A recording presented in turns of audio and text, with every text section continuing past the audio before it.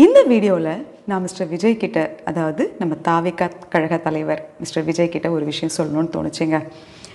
Vijay sir, உங்களுடைய சமீபத்திய பேச்சுக்களை நான் கேட்டேன், ரொம்ப நல்லா இருந்தது. உங்களுடைய வாக்குறுதிகள் அதை பற்றி நான் பெரிய வீடியோவில் சொல்கிறேன், ரொம்ப ரொம்ப நல்லா இருந்தது.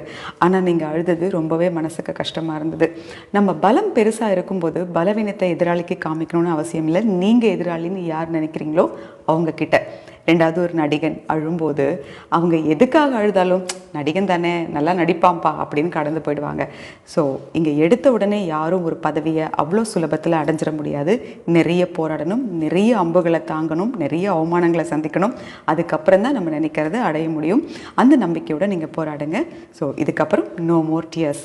அடுத்தது மக்களை பொறுத்த வரைக்கும் அடுத்து ஒரு மாற்றம் வரணும், ஒரு நல்லது நடக்கணும் அப்படின்னு நிறைய ஆசை இருக்கும். ஆனால் அதுக்கு நாம தான் முன்னெடுக்கணும். யார் இந்த பதவியில் உட்கார்ந்தா நமக்கு நல்லது நடக்கும் அப்படிங்கிற தெளிவு நம்மக்கிட்ட இருக்கணும். திரு விஜயகாந்த் அவர்கள் இருந்த வரைக்கும் அவரை யாருக்குமே நல்ல தலைவராக ஏற்றுக்கிறதுக்கு மனசு இல்லை, ஒரு சிலர் தவிர. ஆனால் இன்னைக்கு எல்லாருமே அவரை மிஸ் பண்ணுறதா சொல்கிறாங்க. இங்கே நல்லா பேசுகிறவங்க எல்லாரும் தலைவர்கள் கிடையாதுங்க, அவங்க பேச்சாளர்கள் மட்டும்தான். ஆனால் ஒரு தலைவனுக்கு பேச தெரியணும்னு அவசியம் இல்லை. இங்கே பேச தெரியாத எத்தனையோ பெரிய தலைவர்கள் வாழ்ந்திருக்காங்க. உதாரணத்துக்கு காமராஜர் ஐயாவை சொல்லலாம். அவர் அதிகமாகலாம் பேசினதே கிடையாது, ஆனால் அவரை இன்றைக்கும் நம்மளால் மறக்கவே முடியாது. அப்படிதான் பேச்சை பார்த்து நீங்கள் ஏமாறவும் வேண்டாம், அதே சமயத்தில் இலவசங்களுக்கு நீங்கள் விலை போகவும் வேண்டாம். மக்களை பொறுத்த வரைக்கும் நல்ல வேலை வாய்ப்பை கொடுங்க, ஒரு நல்ல தரமான கல்வியை கொடுங்க.